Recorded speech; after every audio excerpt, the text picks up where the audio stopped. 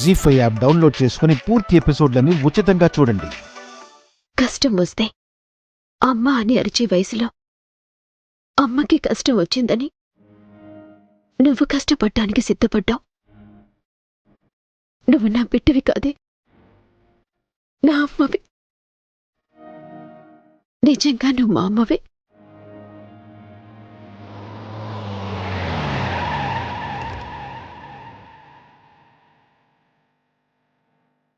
పదా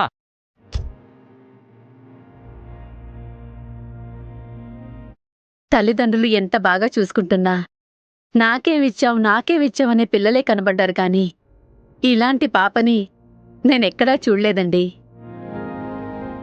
మీరు school principal mummy, నాకు స్కూల్లో ఫ్రీగా సీట్ కూడా ఇస్తానన్నారు. అవును మేడం.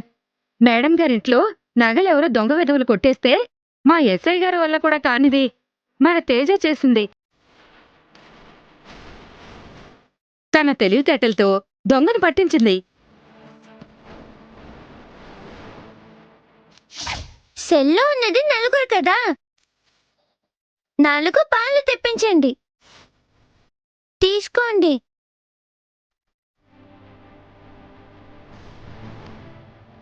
ఈ పాన్ తిన్న తర్వాత ఎవరి నోరైతే పండుతుందో వాళ్ళే దొంగ.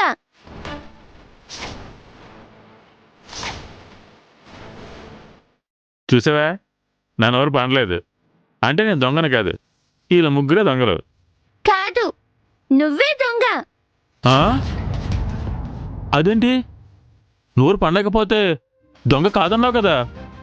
వాళ్ళు దొంగతనం చేయలేదు కాబట్టి ఇచ్చిన పాన్ని ఇచ్చినట్టే నవ్వలేరు. నువ్వు తప్పించుకోవాలని చూసావు కాబట్టి ఉట్టి ఆకుని తిన్నావు. అందుకే ఇలాంటి బ్రిలియంట్ని మిస్ అవ్వడం ఇష్టం లేకే మా స్కూల్లో తనకి ఫ్రీ సీట్ ఇస్తున్నాం.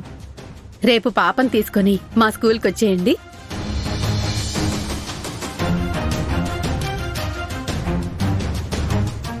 మ్యామ్, ప్రస్తుతం నేనున్న పరిస్థితుల్లో తనని ఇంట్లోనే ఉంచి నేనే చదువు చెప్పటం తప్ప వేరే దారి లేదు. కానీ మీరు తనకి ఫ్రీ సీట్ ఇస్తాననటం నిజంగా చాలా హ్యాపీగా ఉంది.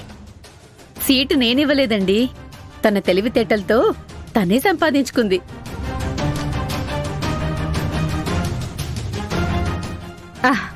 ఎంతైనా పోలీస్ బిడ్డ.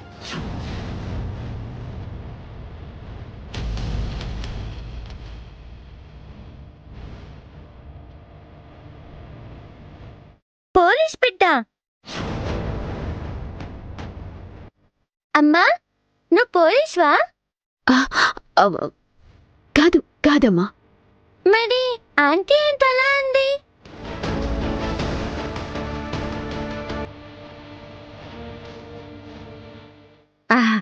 అంటే నేను పోలీస్ కదా, నువ్వు మా ఇంట్లోనే ఉంటున్నావు కదా, అందుకే నా పోలీస్ తెలివితేటలు వచ్చాయంటున్నా. మీ పోలీస్ తెలివితేటలేంటో ఇందాకే చూసాం కదా.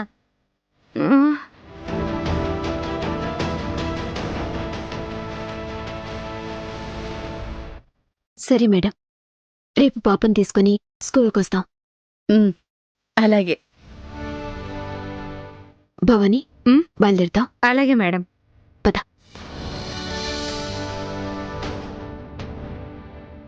జీ5 యాప్ డౌన్లోడ్ చేసి అన్ని ఎపిసోడ్స్ పూర్తి ఉచితంగా చూడండి.